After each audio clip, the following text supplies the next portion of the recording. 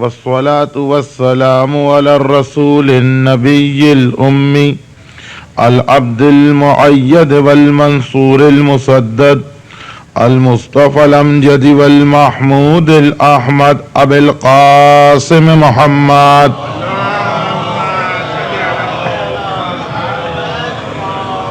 وإطرته الطيبين الطاهرين المنتجبين المنتخبين الميامين المعصومين لا سيما على الإمام المنتظر والحجة الثاني عشر اللهم عجل فرجه وقرب زمانه وكثر أنصاره ولعنة الله على أعدائهم أجمعين.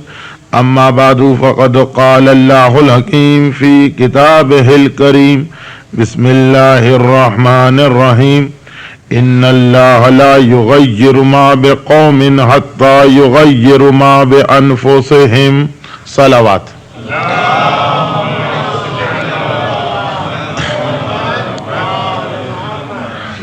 غیبت امام میں ہماری ذمہ داریاں اس عنوان پر گفتگو ہو رہی تھی، اور اگرچہ کچھ لوگوں کو یہ شکایت پیدا ہو گئی کہ بظاہر ایسا محسوس ہو رہا ہے کہ 2 مجالس ہونے کے باوجود اب تک تمہید ہی کا سلسلہ جاری ہے اور براہ راست عنوان پر کوئی گفتگو سننے میں نہیں آئی. لیکن میں پھر اس بات کی وضاحت کر دوں کہ 10 ہو یا 5 3 مجالس ہوں یا 1، اگر سلسلہ کلام کے دوران کوئی ایسی شب آتی ہے جو کسی معصوم سے مخصوص ہو تو میرا اپنا طریقہ کار یہ ہے کہ میں اپنے موضوع کے ساتھ ساتھ حتی الامکان یہ کوشش کرتا ہوں کہ اس رات کا حق بھی ادا کیا جائے، اور صرف مصائب ہی کی منزل پہ نہیں بلکہ اس معصوم کی زندگی کے حالات اور اس زمانے کی بھی مختصر سی وضاحت کر دی جائے جس میں معصوم نے زندگی گزاری. ہماری قوم کے پاس سیرت معصومین کو پڑھنے کا ویسے ہی وقت کہاں ہے. اب جو کچھ سال میں 1-2 راتیں ہر معصوم سے منسوب آ جاتی ہیں، ان میں بھی اگر تذکرہ کسی اور کا ہونے لگے تو اس کا یہی نتیجہ نکلتا ہے کہ آج کثیر تعداد میں ایسے لوگ ہیں کہ جنہیں ائمہ معصومین میں سے سوائے مولا اور امام حسین کے اور کسی کے بارے میں کچھ نہیں معلوم، اور اسی کا نتیجہ یہ نکلتا ہے لا علمی میں، غفلت میں، کہ اہم ترین تاریخیں ہوتی ہیں. اب شہادت جناب زہرا سے بڑی مصیبت و غم کی رات اور کون سی ہوگی، مگر کراچی جیسے شہر میں بھی شادیاں ہوتی ہیں صاحبان ایمان کی، فقط اس لیے کہ علم ہی نہیں ہے، معلوم ہی نہیں ہے، پتہ ہی نہیں ہے. تو میں اپنی یہ ذمہ داری سمجھتا ہوں، کل کی رات بھی اور آج کی رات بھی موضوع کے ساتھ ساتھ جو ان راتوں کی مناسبت ہے اس کا خیال بھی رکھا جائے گا، اور پھر جو تمہید آپ کے سامنے پیش کی جا رہی ہے اس کا سمجھنا بھی ضروری ہے، ورنہ یہ عنوان سمجھ ہی میں نہیں آئے گا کہ ہماری ذمہ داریاں، ہماری کیا ذمہ داریاں ہو سکتی. یہ بات اسی وقت سمجھ میں آئے گی کہ جب آپ غیبت امام کے ان حالات سے واقف ہو جائیں. اور اسی سلسلے میں کل جو ایک بات عمومی طور پہ بیان کی گئی تھی، ایک جرنل بات تھی، آج اسی کو اسپیشل کرنا ہے. عمومی بات تو یہ تھی کہ غیبت امام کے ہر دور اور ہر زمانے اور ہر پیریڈ اور ہر سینچری میں زندگی گزارنے والے مومن کے لیے اسلام نے ایک وارننگ یہ دی ہے کہ اگر تم یہ سمجھتے ہو کہ میں نے 11 اماموں کو مانا اور 12ویں کا انتظار کیا تو اس کا مطلب یہ نہیں ہے کہ جب 12واں آئے گا تو تم اس کے ماننے والوں میں شامل بھی ہو جاؤ گے، اور اگر شامل ہو بھی گئے تو یہ لازم نہیں ہے کہ آخری وقت تک امام ہی کا ساتھ دو گے، کیونکہ لشکر امام میں 2 مرحلے ایسے آئیں گے کہ جب لشکر امام کے 2/3 افراد امام کے مخالف ہو جائیں گے۔ ایک وہ کل جو آپ نے سنا، بہت ہی مختصر بیان کیا گیا، تفصیلات کی کل گنجائش نہ تھی، کہ جب امام مدینے میں پہنچیں گے تو 2/3 لشکر امام کے مخالف ہوگا، اور اس کے بعد بھی تاریخ یہ کہتی ہے کہ معصوم نے ہم کو یہ بیان واضح کر دیا کہ جب بعد میں دجال ظاہر ہوگا تو اس وقت بھی لشکر امام کا 2/3 امام سے بغاوت کر دے گا۔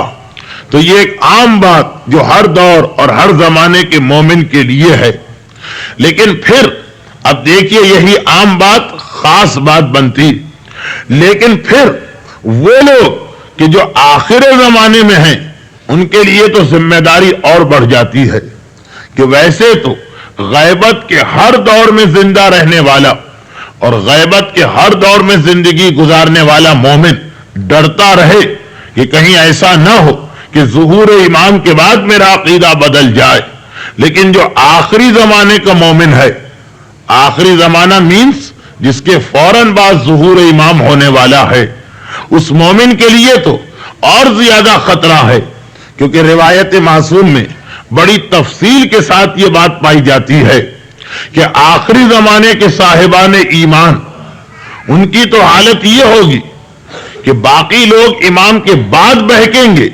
آخری زمانے کے صاحبان ایمان کی ایک بڑی تعداد ظہور امام سے پہلے ہی دین کو چھوڑ بیٹھے گی اور امامت کے عقیدے ہی کے بارے میں مشکوک ہو جائے گی۔ یہ آخری زمانے کے مومن کے بارے میں بیان کیا گیا۔ اچھا، اب یہ کیسے پتا چلے کہ آخری زمانہ کسے کہتے ہیں؟ یہ ہمیں کیسے پتا ہو کہ آخری زمانہ کسے کہتے ہیں؟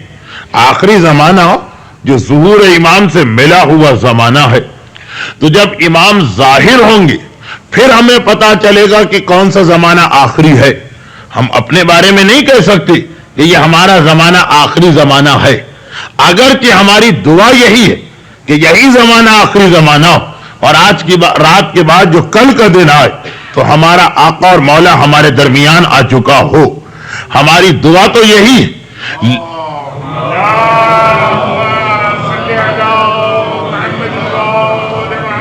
لیکن یقین کے ساتھ ہم کیسے کہیں؟ ظن بھی نہیں آ سکتا ہے کہ یہ زمانہ آخری ہے یا نہیں۔ ہاں، یہاں پہ ہماری مدد وہ احادیث کر رہی ہیں کہ جن میں آخری زمانے کی ڈیٹیل بتائی گئی ہے، حالات بتائے گئے ہیں، اور یہ واضح کیا گیا ہے کہ آخری زمانہ کسے کہا جاتا ہے۔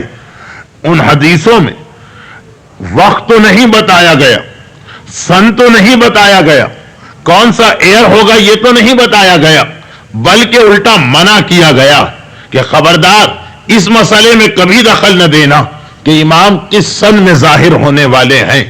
چنانچہ حدیثوں میں سے ایک حدیث یہ کہ من وقت ہو کذب ہو، کہ اگر کوئی شخص امام کے ظہور کا وقت تمہیں بتائے کہ میں بتاتا ہوں کہ میں حساب کتاب کر کے کیلکولیشن کر کے کہ فلاں سن میں امام آنے والے ہیں، تو ہمیں حکم یہ دیا اسلام نے کہ اس کی بات کی تصدیق تو چھوڑو، کذب ہو، الٹا تمہیں اس کی تکذیب کرنا ہے، اسے جھٹلانا ہے، اسے جھوٹا قرار دینا کہ نہیں، یہ ہو ہی نہیں سکتا ہے کہ ظہور امام کے بارے میں کوئی شخص بھی حساب کتاب لگا سکے، اور اگر کہیں یہ پاسبلٹی پائی جائے، کوئی شخص علم کے اس مرحلے پہ پہنچ جائے اور پھر اس مسئلے میں دخل دینا چاہے تو اس کے ساتھ وہی ہوتا ہے جو شیخ بہائی کے دوست کے ساتھ ہوا۔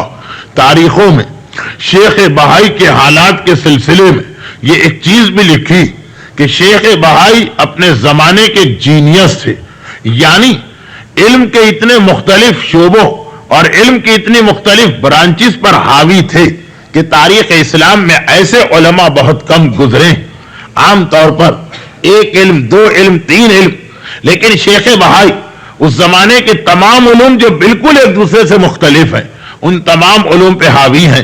چنانچہ جہاں ایک طرف فقیہ اور ایسے فقیہ کہ مرجعیت کی منزل پر پہنچے اور مقدس اردبیلی کے بعد ان کی تقلید کی گئی، تو دوسری جانب علم نجوم، جادو، انجینئرنگ اور حساب کے بھی مانی ہوئی شخصیت آج بھی ایران کے قدیم دارالحکومت اصفہان میں کتنے ہی انجینئرنگ کے شاہکار ملتے ہیں جو شیخ بہائی کی مدد سے اور شیخ بہائی کی وجہ سے تعمیر ہوئے. کتنے ہی ایسے شاہکار آپ کو ملیں گے اگر کبھی آپ کو اصفہان کی زیارت کا موقع ملے. حتیٰ یہ کہ یہاں تک کہا جاتا کہ اس وقت حرم میں، خانہ کعبہ میں بھی شیخ بہائی کی انجینئرنگ کا ایک کمال موجود ہے. جو حضرات عمرے یا حج سے مشرف ہوئے ہیں وہ تو میری بات سمجھ رہے ہیں، اور جو صاحبان ایمان ابھی تک اس مقدس سفر پہ نہیں گئے تو اس بات کو سن لے، کبھی ان کے کام آئے گی یہ بات. پروردگار عالم ہر مومن اور مومنہ کو اپنے گھر اور چہاردہ معصومین کی زیارت سے مشرف کرے. جس وقت آپ وہاں تشریف لے جائیں گے تو اس وقت یہ چیز آپ کے کام آ سکتی، وہ یہ کہ ہماری فقہ کے اعتبار سے جب ہم خانہ کعبہ کا طواف کرتے ہیں، یعنی خانہ کعبہ کے گرد 7 چکر لگاتے ہیں، تو لازم ہے کہ ہمارا الٹا کندھا کعبے. اب اس کا مطلب کیا ہے، اس میں کتنی دقت سے کام لینا ہے، یہ ساری تفصیلات تو فی الحال چھوڑ دی جائیں.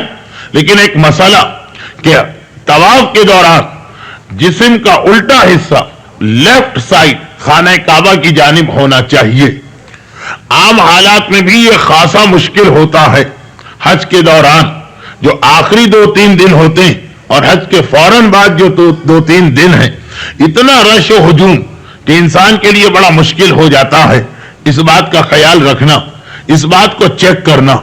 تو اس کے لیے ایک طریقہ بیان کیا جاتا کہ خانہ کعبہ کے چاروں طرف 4 بڑے دروازے ہیں تو 3 دروازے، لیکن چوتھے دروازے کا نشان بھی پایا جاتا، اور ہر دروازے پہ 2 مینار بنے ہوئے. اگر انسان طواف کے دوران ان 2 میناروں کو دیکھتا رہے تو آٹومیٹک اس کا جسم اس شرط کی پابندی کرنے لگتا اور ہمیشہ الٹی طرف خانہ کعبہ کی جانب رہے گی، بغیر مزید کسی دقت و پریشانی میں پڑے ہوئے. صرف یہ کہ ان میناروں کو دیکھا جائے کہ جو خانہ کعبہ کے 4 بڑے دروازوں پہ بنائے گئے، تو اب کہا یہ جاتا کہ یہ شیخ بہائی کی انجینئرنگ تھی، کیونکہ خانہ کعبہ کے صحن کا نقشہ شیخ بہائی نے تیار کیا تھا. تاریخ کے اندر یہ بات ملتی. اس کے علاوہ اصفہان میں اور کتنے ہی شاہکار. شیخ بہائی جن علوم میں ماہر ہیں ان میں ایک علم جادو اور علم نجوم اور علم جفر بھی ہے. ہر دور میں لوگوں کو یہ شوق رہا کہ غیب کی خبریں پتہ چلیں، آنے والے حالات کی اطلاع ملتی رہے، یہ پتہ چلتا رہے کہ مستقبل میں کیا ہونے والا ہے. اور اسی سے پھر یہ علم نجوم و علم رمل و علم جفر نکلا. یہ دوسری بات ہے کہ اسلام نے ان تمام علوم کو کنڈیم کیا، ان کی مذمت کی، اور ان پر یقین رکھنے کو حرام بھی قرار دیا گیا ہے بعض علماء اور مراجع کے فتوے میں. لیکن کبھی کبھار اگر ضرورت زمانہ ہو تو ان کو سیکھنا بھی چند شخصیتوں کے لیے لازم ہو جاتا ہے. اگر جادو اتنا پھیل جائے کہ اب ضرورت پڑے کہ کوئی آدمی رد سحر کرے، جادو کو توڑ سکے، تو یہ علم سیکھنا بعض علماء کے نزدیک واجب ہے. شیخ بہائی کے دور میں جادو اتنا پھیل چکا تھا ایران میں کہ شیخ بہائی کو جادو کا رد کرنے کے لیے خود جادو سیکھنا پڑا. اسی طرح علم نجوم و علم جفر، میں نے مسئلہ تو بتا دیا کہ اکثر علماء کہتے ہیں کہ ان علوم پہ یقین رکھنا حرام ہے، ایسا یقین کہ جس سے قدرت خدا جو ہے وہ ختم ہوتی نظر آئے. بہرحال اب جو شیخ مختلف علوم کے ماہر ہیں تو ان کے دوستوں کا سرکل بھی علیحدہ ہے. ان کے دوستوں میں مجتہدین بھی ہیں کیونکہ یہ مرجع ہیں، ان کے دوستوں میں انجینئرز بھی ہیں، خود انجینئر، ان کے دوستوں میں علم جفر و رمل و نجوم کے ماہر بھی. ان میں سے ایک بڑی ترقی کر گیا کیونکہ اس نے اسپیشلائزیشن کیا فقط انہی علوم میں. شیخ نے تو صرف اتنا علم حاصل کیا جتنا شریعت کے مطابق ضروری تھا، باقی اس کی گہرائی میں، اس کی ڈیپتھ میں نہیں گئے. دوستوں میں ایک ایسا دوست ہے کہ جس نے زندگی کا مقصد یہ بنا لیا کہ مجھے اسپیشلائزیشن کرنا ہے علم نجوم کے اندر، چنانچہ وہ مہارت کی اس منزل پہ پہنچ گیا اور ایسا ایکسپرٹ بن گیا کہ دنیا کا کوئی بھی مسئلہ وہ حساب کتاب لگا کے کم سے کم 2 دن 3 دن پہلے بتا سکتا ہے کہ یہ واقعہ پیش آنے والا ہے۔ اس منزل پہ پہنچ گیا، اتنا ایکسپرٹ بن گیا۔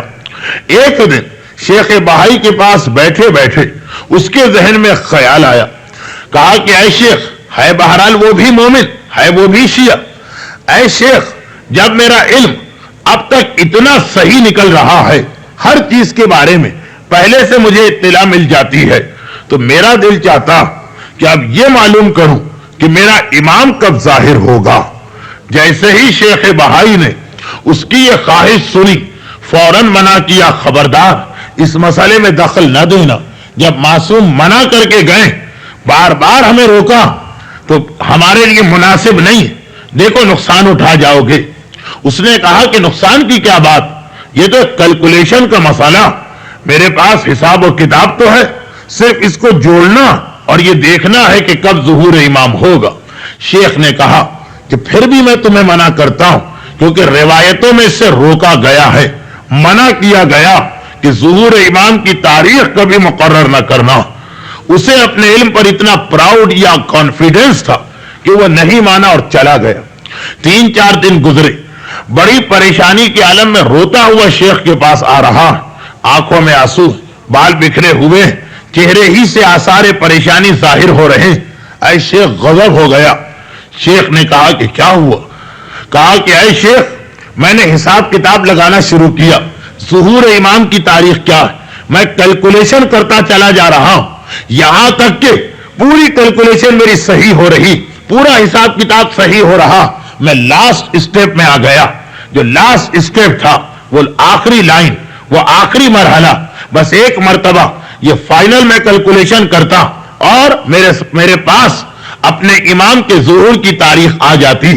لیکن جیسے ہی میں نے اس فائنل یا لاسٹ کیلکولیشن کو شروع کیا، ایسا لگا کہ جیسے بلیک بورڈ کے اوپر کوئی تحریر ہو اور انسان کسی کپڑے سے اسے مٹا دے، ایسا لگا کہ میرے ذہن کو کسی نے صاف کر کے رکھ دیا، جیسے کپڑا کسی نے پھیر دیا، میرا سارا علم ختم ہو کے رہ گیا، حتیٰ یہ کہ اب میں اس کی ابجد سے بھی واقف نہ رہا۔ اے شیخ یہ کیا غضب ہو گیا، یہ کیا ہو گیا میرے ساتھ، میرا سارا علم، ساری زندگی کی ریاضتیں، ساری عمر کی محنتیں سب ختم ہو کے رہ گئیں۔ شیخ نے کہا کہ میں نے پہلے ہی تجھے منع کیا، جب بار بار معصوم یہ کہہ رہے ہیں کہ خبردار اس مسئلے میں دخل نہ دینا کہ امام کب ظاہر ہونے والے ہیں، تو تجھے ضرورت ہی نہ تھی اس خطرے میں پڑنے کی، اب جیسا کیا ویسا بھگتنا پڑے گا۔ تو ہے بھی یہ حقیقت، ایک فیکٹ ہمیں بتایا گیا کہ ظہور امام کے لیے تمہیں تڑپنا، مومن کی پہچان یہ بتائی گئی کہ ظہور امام کے لیے وہ راتوں کی تاریکی میں اٹھ اٹھ کے روتا، اس کی آنکھوں میں آنسو جاری ہو جاتے، وہ ہر وقت اپنے امام کو پکارتا، اس کا دل یہ چاہتا ہے کہ میرا مولا فوراً آ جائے۔ لیکن اس کا یہ مطلب نہیں کہ وہ ان اسرار الہی میں، یہ جو سیکرٹس ہیں پروردگار کے، ان میں بھی دخل دینے لگے۔ وہ دعا پوری کرتا اور اس دعا کے ساتھ جو اس کی رسپانسبلٹیز ہیں انہیں بھی ادا کرتا، لیکن وہ غلطی نہیں کرتا کہ جو شیخ بہائی کے دوست نے کی، یا جسے ہمارے چھٹے امام صادق آل محمد امام جعفر صادق علیہ الصلاۃ والسلام نے مزید ایکسپلین کیا یہ کہہ کر کہ آخری زمانے کے مومنوں کے لیے ایک بڑا خطرہ، حلق المستعجلون، آخری زمانے میں کچھ ایسے لوگ آئیں گے جو ظہور امام میں جلدی کریں گے۔ دیکھیے ہماری دعا وہ تو ہر وقت ہونا چاہیے کہ مولا فوراً آئیے، لیکن آخری زمانے میں کچھ ایسے لوگ جو حلق المستعجلون کی منزل پہ پہنچیں گے، اتنی جلدی ہوگی ان کو ظہور امام کی کہ اس وجہ سے وہ ہلاک ہو جائیں گے، گمراہ ہو جائیں گے، راہ حق کو چھوڑ بیٹھیں گے۔ اور جب راوی نے کہا مولا ذرا اس کی وضاحت کرے، تو امام نے ایک عجیب کیفیت بتائی۔ امام نے کہا کہ یاد رکھو جب آخری زمانہ قریب آئے گا، آخری زمانہ جس کی ڈیٹیل اور جس کی نشانیاں جان لینا انتہائی ضروری، لیکن آج کیونکہ پھر شہادت کی رات کی وجہ سے مجھے دو موضوعات کا خیال رکھنا، اس لیے صرف ایک نشانی کا تذکرہ کرتا چلوں۔ یہ ایک نشانی ہمارے برادران اہل سنت نے پیغمبر اسلام کے حوالے سے صحیح بخاری میں کوٹ کی، اور ہمارے پاس یہی نشانیاں نہج البلاغہ کے خطبے میں آئیں، صرف ایک کا فرق ہے۔ بہرحال دونوں روایتوں کو ملا کے آخری زمانہ کسے کہتے؟ تو اب یہ نشانیاں، یہ سائنس جو ہمیں بتائی جا رہی کہ روایت یہ کہ پیغمبر اسلام نے یا نہج البلاغہ میں میرے مولا کے خطبے کے اختتام پہ یہ نشانی آئی، پیغمبر اسلام ارشاد فرما رہے کہ یاد رکھو آخری زمانہ میری امت کے لیے بڑا خطرناک زمانہ ہوگا۔ میری امت اس وقت قسم قسم کے فتنوں میں مبتلا ہو جائے گی، بلکہ اس آخری زمانے کو مزید ایکسپلین کرتے ہوئے ایک مقام پر ایک اور معصوم نے ارشاد فرمایا کہ یاد رکھو آخری زمانے میں اگر کسی مومن سے یہ کہا جائے کہ جلتی ہوئی آگ، وہ کوئلہ جو ہے جلتا ہوا کوئلہ، جلتی ہوئی آگ، وہ برننگ فائر اپنے ہاتھ پہ رکھ کے صبح سے شام تک کھڑے رہو، تو مومن کے لیے یہ آسان ہوگا۔ لیکن اگر اس سے کہا جائے کہ صبح سے شام تک اپنے ایمان کو بچا کے لے جاؤ، یہ مومن کے لیے زیادہ مشکل ہوگا۔ ہاتھ پہ آگ رکھ کے کھڑے ہونا آسان ہے، لیکن ایمان کو روزانہ، روز کا پرابلم ہے، ڈیلی پرابلم، کہ صبح سے شام تک اپنے ایمان کو بچا لینا آگ لے کے کھڑے ہونے سے زیادہ مشکل ہوتا چلا جائے گا۔ حالت یہ ہے کہ اگر کوئی انسان حلال طریقے سے 1 درہم کمانا چاہے گا تو وہ مشکل ہوگا، حرام طریقے سے 70 درہم گھر بیٹھے اسے حاصل ہونے لگیں گے۔ آخری زمانے کی کیفیت یہ ہوگی کہ بہت سے مومن، ایک نہیں دو نہیں، بہت سے مومن صبح گھر سے نکلیں گے تو ایمان کے ساتھ، اور شام کو جب گھر میں آئیں گے تو ان کا ایمان ختم ہو چکا ہوگا، اور بہت سے مومن جب شام کو گھر میں انٹر ہوں گے تو مومن ہوں گے، اور نیکسٹ مارننگ جب گھر سے باہر نکلیں گے تو ان کا ایمان جا چکا ہوگا۔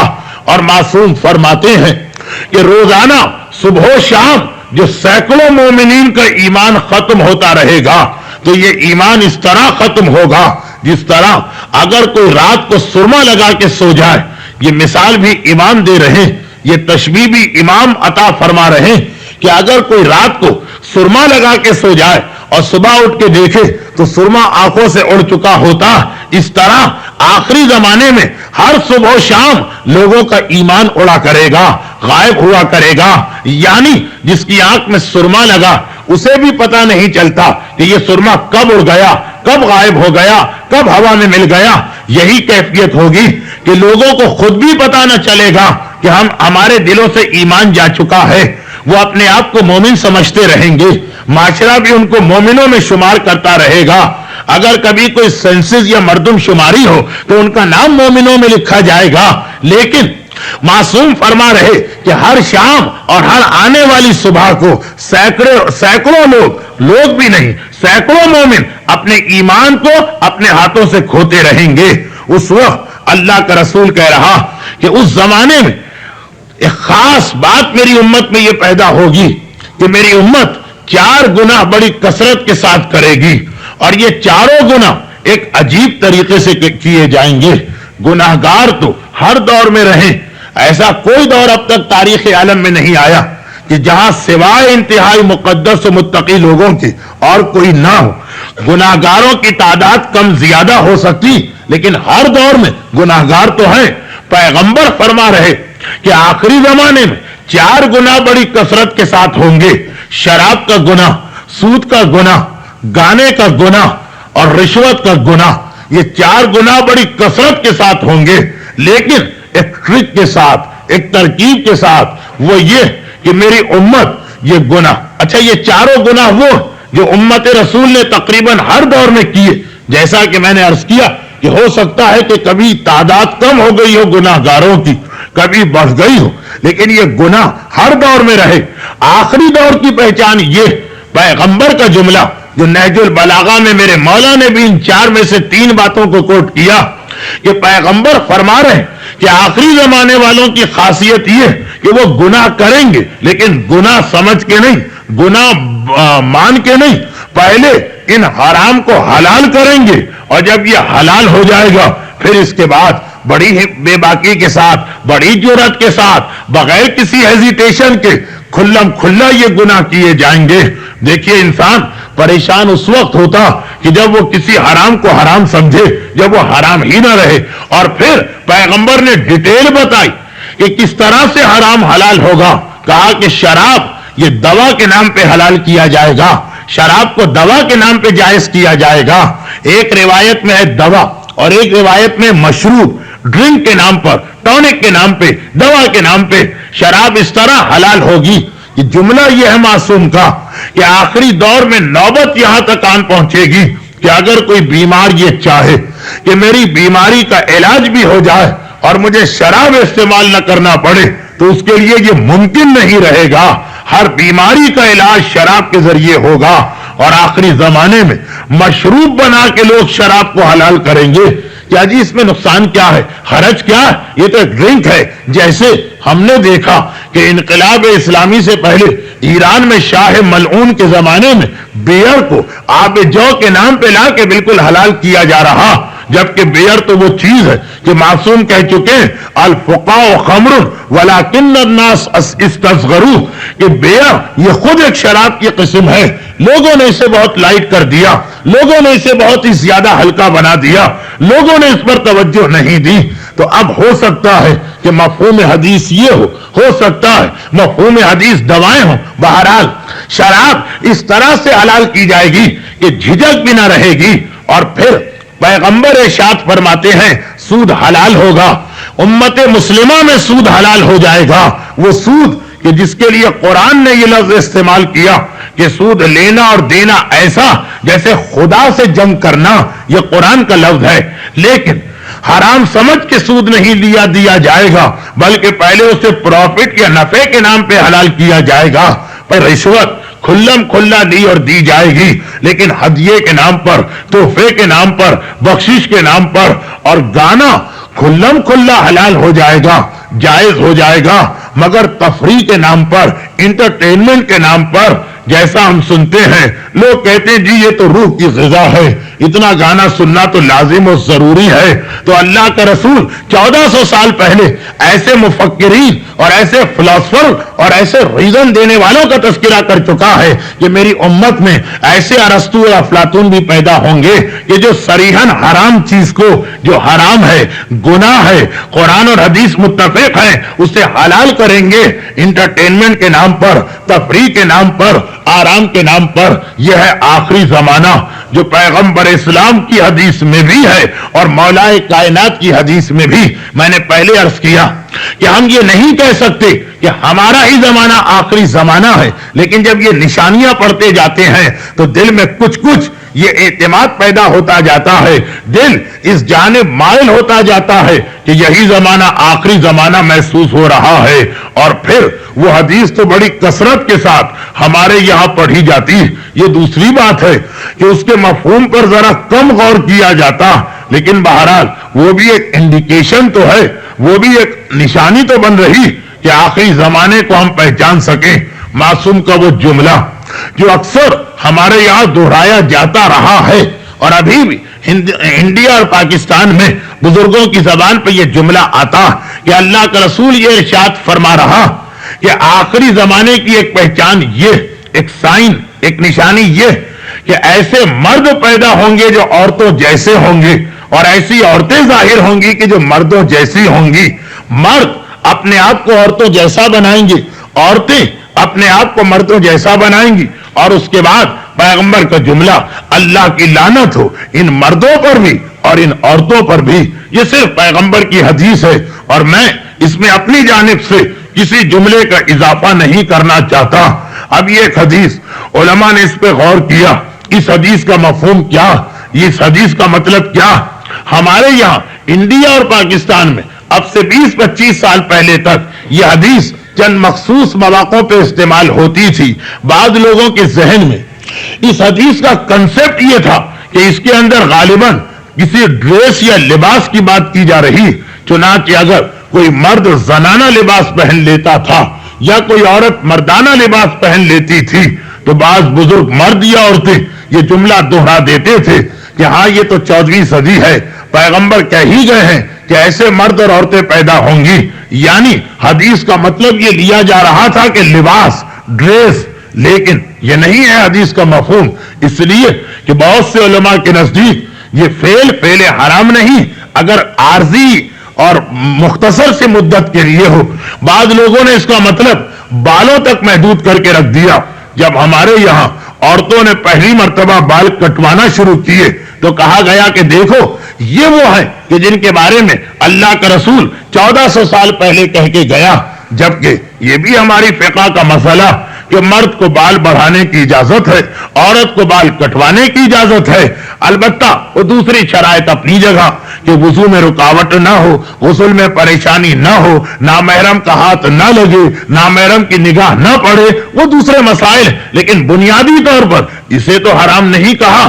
علماء کی اکثریت نے مردوں کے لیے بال بڑھانے کو بھی جائز سمجھا، عورت کے لیے بال کٹوانے کو بھی جائز سمجھا۔ کچھ نے اس کا مفہوم یہ نکالا کہ جب عورتوں نے پہلی مرتبہ کام شروع کیا، چاہے حجاب ہی کے اندر کیوں نہ ہو، تو کہا گیا یہ وہ عورتیں ہیں جو مردوں جیسی بن رہی۔ حدیث رسول میں اس اعتبار سے یہ بھی شامل نہیں کہ بہرحال فقہ تو کہتی کہ عورت حجاب کے اندر ہو تو وہ کام کر سکتی اور اس کے لیے سروس کرنا یا جاب کرنا بالکل جائز ہے۔ پیغمبر کا جملہ لعنت یہ بتا رہا کہ جن مردوں اور عورتوں کا تذکرہ ہو رہا وہ کوئی فعل حرام کر رہے ہیں، کوئی فعل جائز پہ لعنت نہیں آ سکتی۔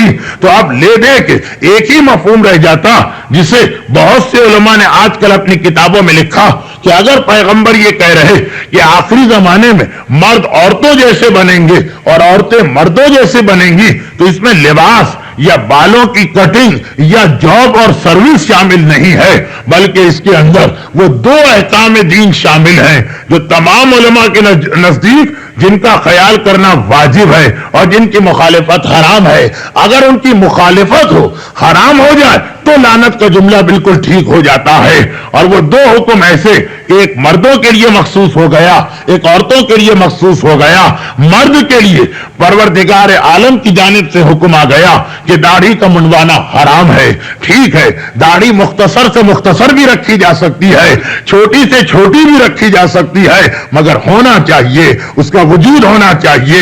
داڑھی کا منڈوانا حرام ہے۔ یہ عورت کے لیے پرمیشن ہے کہ اگر خدا نخواستہ اس کے داڑھی نکل آئے تو وہ اپنی داڑھی کو منڈوا سکتی ہے، اس کے لیے اجازت ہے۔ مرد کے لیے اپنی داڑھی کو منڈوانا حرام ہے، اسے برقرار رکھنا لازم ہے۔ اور اسی طرح مسئلہ پردہ یا مسئلہ حجاب، بہت آپ نے ان موضوعات پہ گفتگو سنی ہے اور میں کیا کہہ سکتا ہوں، آپ نے تو ایسے ایسے علماء اور خطبہ کا بیان سنا کہ اس کے سامنے میرا بولنا بھی سوء ادب و جسارت ہوگی۔ حجت الاسلام والمسلمین مولانا سید فاضل حسین موسوی صاحب قبلہ آپ کے درمیان کتنی ہی مرتبہ ان موضوعات میں خطاب کر چکے، اس لیے میں تفصیل میں نہیں جا رہا ہوں کہ اب اس کے بعد کچھ کہنا ایک جسارت ہے، ایک سوء ادب ہے، لیکن صرف اشارہ تاکہ جو میرا اصل موضوع کہ آخری زمانے کی پہچان اور نشانی، تو ایک حکم اسلامی عورت کے لیے ہے کہ اگر وہ عورت ہے تو اس کے لیے حجاب لازم ہے۔ مرد ایسا ہے کہ جس کے لیے پردے کا حکم وجوب کی منزل کے اوپر نہیں ہے، تو غالباً اللہ کا رسول آخری زمانے کی نشانی یہ بتا رہا ہے کہ مرد ہوں گے، اللہ نے ان کو داڑھیاں بھی دی ہوں گی، لیکن وہ اپنی داڑھیوں کو صاف کرا کے اپنے آپ کو عورتوں جیسا بنا رہے ہوں گے، اور عورتیں ہوں گی اللہ نے انہیں عقل دی ہوگی، وہ حجاب کر سکتی ہوں گی، لیکن اپنے حجاب کو برطرف کر کے اپنے آپ کو مردوں جیسا بنا رہی ہوں گی۔ یہاں تک یہ خبر ہے، لیکن اس کے بعد جب پیغمبر نے کہا کہ ایسے مردوں پہ بھی اللہ کی لعنت ہو، ایسی عورتوں پر بھی اللہ کی لعنت ہو، آخری زمانے کی مزید ایک نشانی ہمارے سامنے آ گئی۔ انہی نشانیوں کو جب ہم جمع کرتے چلے جاتے ہیں تو ہمارے دل میں یہ یقین بڑھتا جاتا ہے کہ شاید ہمارے اسی زمانے کے بارے میں کہا گیا کہ یہ آخری زمانہ ہے، اور اس زمانے میں سب سے بڑا خطرہ وہ جو کل کا خطرہ تھا کہ ایمان کے بعد گمراہ ہوگے، وہ ہر دور کے مومن کے لیے ہے، لیکن آخری زمانے میں سب سے بڑا خطرہ امام نے یہ بتایا کہ آخری زمانے میں ہمارے ماننے والوں کو عقیدہ امامت پہ گمراہ کیا جائے گا۔ اور جملہ بھی امام کا یہ ہے کہ ہمارا بیٹا اتنے طویل عرصے کے بعد ظاہر ہوگا کہ ماننے والے بھی, عقیدہ رکھنے والے بھی مایوس ہونے لگیں گے.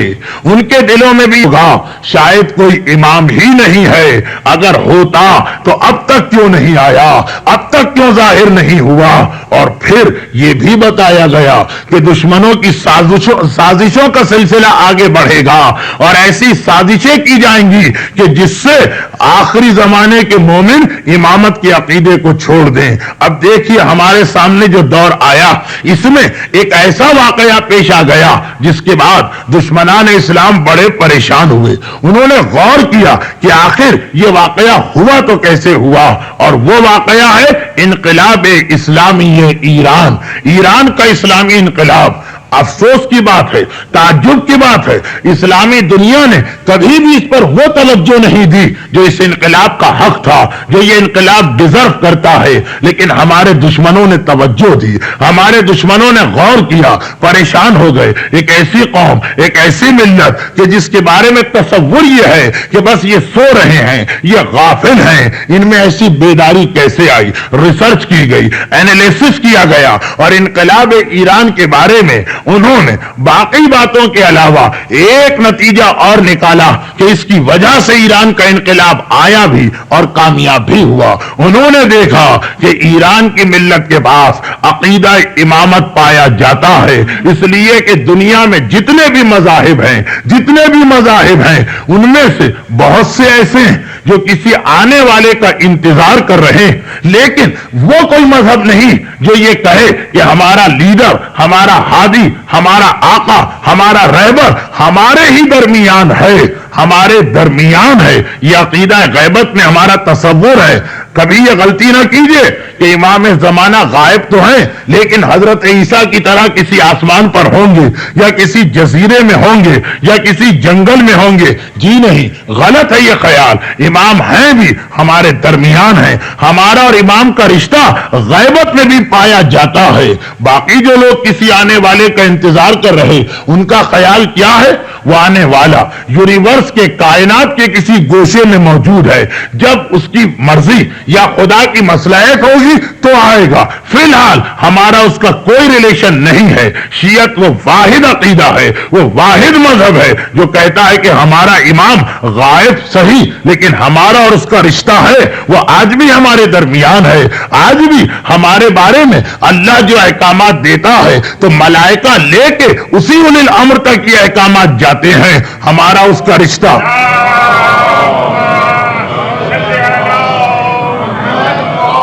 ہمارا اور اس کا رشتہ ایسا ہے, زندہ رشتہ ہے, جس کی وجہ سے ایران کا انقلاب آ گیا.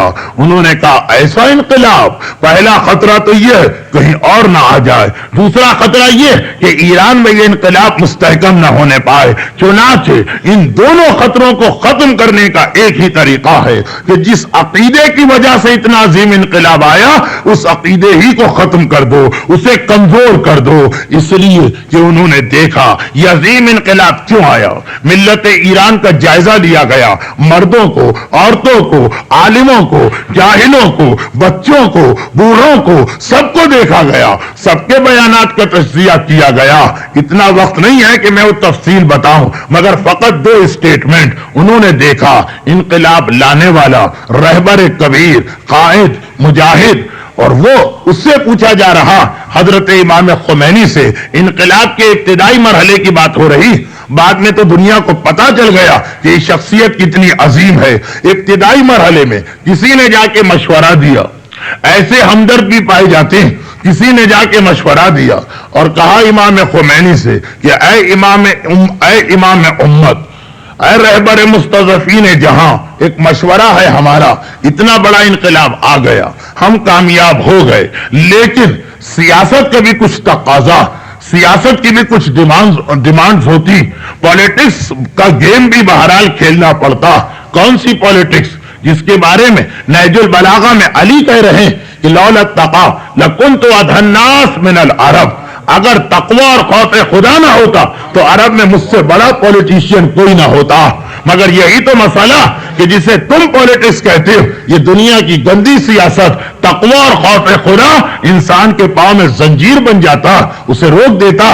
تو کہا گیا اب وہ مشورہ دے رہا اسی دنیاوی سیاست کی روشنی میں کہ اے امام امت، پالیٹکس کا تقاضا یہ، اس وقت تک دنیا میں دو بڑی سپر پاورز تھی، وہ تو بعد میں روس نے ہتھیار ڈالے، کہا کہ اس کا تقاضا یہ کہ ہمیں رہنا تو اسی دنیا میں، اور دریا میں رہ کے مگرمچھ سے بیر نہیں رکھا جا سکتا۔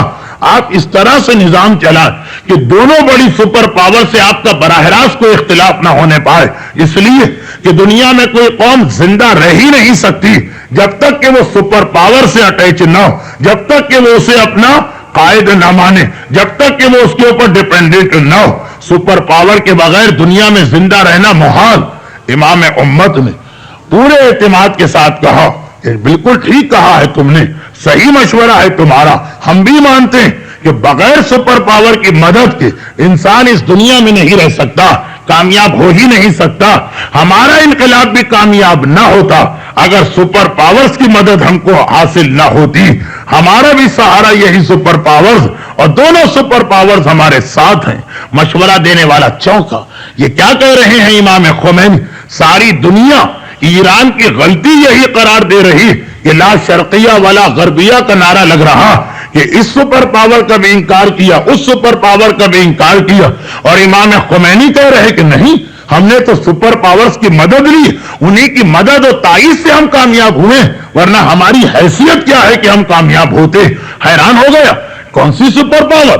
امریکہ بھی آپ سے ناراض، روس بھی آپ سے ناراض۔ امام خمینی نے کہا کہ یہ سپر پاور کہاں؟ یہ کہاں ہے سپر پاور؟ دنیا میں دو ہی سپر پاور، دونوں ہمارے ساتھ ہیں، ایک ہمارا خدا، ایک ہمارا امام زمانہ۔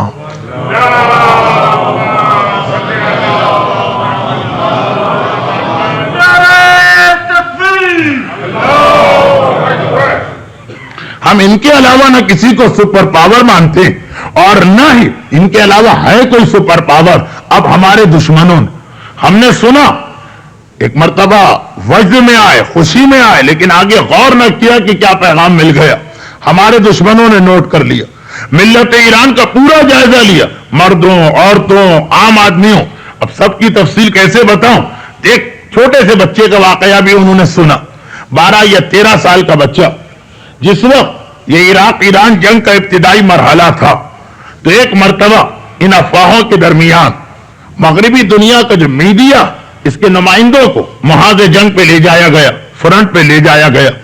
دیکھا انہوں نے کہ محاذ جنگ کے اوپر سپاہیوں کے شانہ بشانہ کچھ 12-13 سال کے جو بالکل بلوغ کی ابتدائی منزل یا ممیز ہیں اور بالغ ہونے والے ہیں، وہ بھی میدان جنگ میں موجود، وہ بھی وہاں پہ لڑائی میں حصہ لے رہے ہیں۔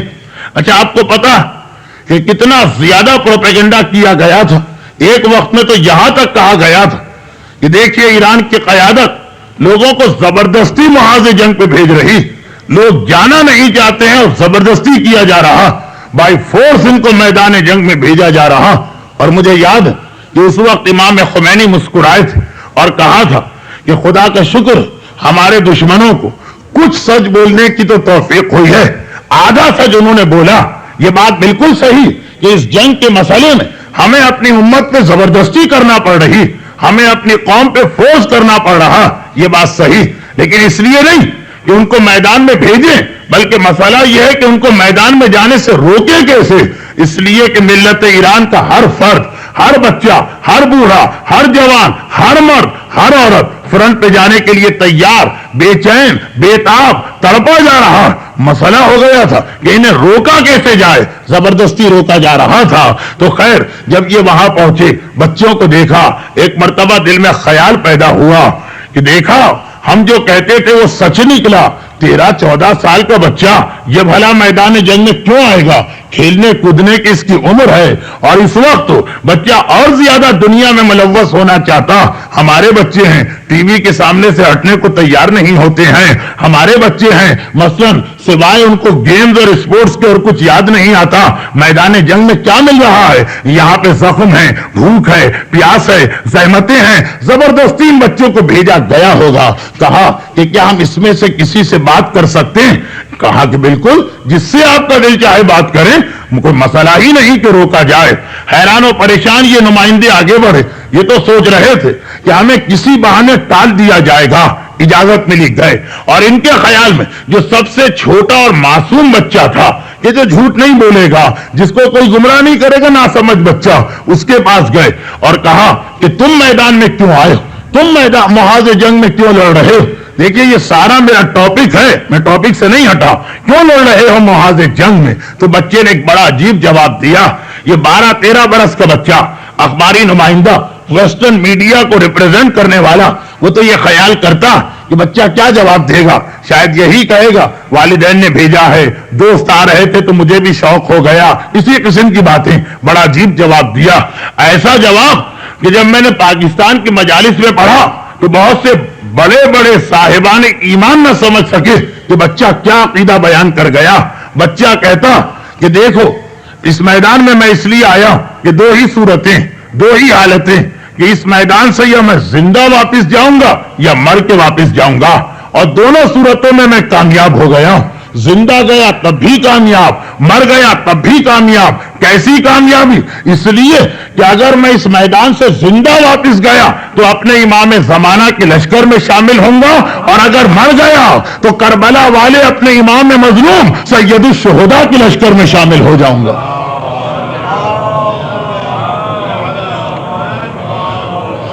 سمجھے آپ کے اس بچے نے کیا کہا؟ اگر میں مر گیا تو حسین کے لشکر میں شامل ہوں گا, زندہ رہا امام زمانہ کے لشکر میں. غیبت امام میں ہماری ایک ذمہ داری یہی کہ اگر زندہ رہا, یعنی میں نے دین کے لیے جہاد کیا, دین کے لیے کوشش کی, کامیاب واپس آیا, شہادت نہ ملی, امام تو دیکھ رہے ہیں, ریوارڈ یہ ملے گا کہ جب امام آئیں گے ایسے آدمی کو اپنے لشکر میں لیں گے. اور اگر مر گیا, شہید ہو گیا, پھر اس نے یہ کیوں کہا کہ میں حسین کے لشکر میں شامل ہوں گا؟ کیا مطلب؟ ایک عقیدہ ہے ہمارے پاس, اور جسے ہر شب جمعہ ہم زیارت وارثہ میں نہ صرف یہ کہ بیان کرتے ہیں بلکہ دیکھیے کہ کتنوں کو گواہ بناتے ہیں. اشہد اللہ و ملائکتہ و انبیاءہ و رسولہ انی بکم مومن و بإیابکم موقن. ترجمہ کیا ہے زیارت وارثہ کے اس ٹکڑے کا؟ کہ میں گواہ بناتا ہوں اللہ کو, ملائکہ کو, انبیاء کو, رسولوں کو. کیا مسئلہ, کیا میٹر ہے کہ اتنے بڑے بڑے گواہ آپ لے کے آ رہے ہیں؟ اللہ کو گواہ بنایا, نبی کو گواہ بنایا, ملائکہ کو گواہ بنایا, کس چیز پر؟ اور یہ دیکھیے زیارت وارثہ, آپ نے ابھی ابھی مولا کو خطاب کیا, یا ابا عبداللہ کہا ہے آپ نے, اے امام حسین میں آپ سے بات کر رہا ہوں. سلام ڈائریکٹ ہے, السلام علیکہ, آپ پر ہمارا سلام. یہ نہیں ہے کہ اے پروردگار میرا سلام پہنچا دے, آپ کی ڈائریکٹ امام مظلوم سے بات ہو رہی, مولا آپ پہ میرا سلام, اور میں اللہ اور رسول اور ملائکہ کو گواہ بنا کے کہتا ہوں. کیا کہتا ہوں؟ انی بکم مومن, مجھے آپ پر ایمان ہے, ٹھیک, وبإیابکم موقن, ایاب ریٹرن, واپسی, اور مجھے آپ کی دنیا واپسی پہ یقین ہے, کامل, موقن, یقین ہے. ایابکم, ایاب پر, آپ کے واپس آنے پر. یہ عقیدہ کیا عقیدہ ہے کہ ظہور امام کے بعد صرف امام ہی نہیں آئیں گے بلکہ کچھ پیریڈ کے بعد کربلا کے تمام شہداء بھی آئیں گے, امام مظلوم بھی آئیں گے, اور کربلا کے سلیکٹڈ ظالم بھی آئیں گے. یزید بھی آئے گا, شمر بھی آئے گا, عمر سعد بھی آئے گا, یہ سب آئیں گے. اور میدان کربلا کا واقعہ اس دنیا میں ایک مرتبہ پھر پیش آئے گا. لیکن اب حسین کا لشکر 72 یا 100 پہ مشتمل نہیں ہوگا, بہت بڑا لشکر ہوگا. مولا, راوی نے چھٹے امام سے پوچھا, مولا یہ لشکر بڑا کیسے ہو گیا؟ کہا کہ کربلا سے لے کے حسین کے دوبارہ دنیا آنے تک جس نے دین کی خاطر جان قربان کی وہ سب حسین کے لشکر میں اب شامل کیے جائیں گے, کسی بھی دور میں ہو, کسی بھی زمانے میں ہو. کربلا کے واقعہ 61 ہجری میں ظہور امام, خدا کرے کہ اسی 1411 ہجری میں 1350 سال کے عرصے میں دین کی خاطر جس نے جان دی وہ سید الشہداء کے لشکر میں شامل ہوگا. کہ اے شہید, شہیدوں کے سردار کے ساتھ ہی بن جاؤ. تو دیکھیے یہ وہ بچہ کہہ رہا, 13 برس کا بچہ, جو ہمارے بڑوں کی سمجھ میں نہیں آتا. یہی وجہ کہ ایک طرف تو یہ میں نے دیکھا, اکثر دیکھا, ایک طرف تو جب کبھی کربلا کا ذکر سنتے اور عاشورے کے دن بہت سے مومن تڑپنے لگتے ہیں، کاش ہم اس دن میدان کربلا میں ہوتے اور جان قربان کرتے. لیکن جب واقعا آج کہیں جان دینے کی ضرورت پیش آتی ہے، نہ صرف یہ کہ اپنی جان بچاتے ہیں، دوسروں کو بھی مشورہ دیتے کہ بھائی یہ غلطی نہ کرنا، یہ حماقت نہ کرنا، جان کوئی فضول اور فالتو میں نہیں، یہ فلاں کے کہنے پہ اپنی جان دے دی جائے.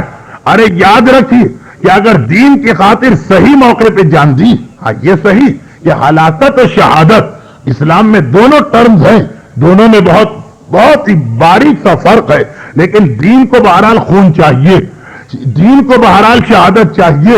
جب کبھی اس کی ضرورت پیش آئے اور آپ نے شہادت پیش کی تو آپ کا سب سے پہلا ریوارڈ کیا کہ آپ شہید ہیں، تو جو شہیدوں کا سردار ہے آپ اس کے ساتھی بنیں گے، آپ حسین کے لشکر میں شامل ہوں گے، آپ عباس کے ساتھی بنیں گے. غیبت امام کی ذمہ داریوں کی یہ تمہید تھی. انشاءاللہ اس کی تفصیل کل آپ کے سامنے آئے گی. ہاں یہ ضرور ہے کہ جیسا آپ نے اس بچے کا جواب سنا، بس یہی ہماری پوری کی پوری ڈیوٹیز ہیں غیبت امام میں، دین کے خاطر کام کرنا.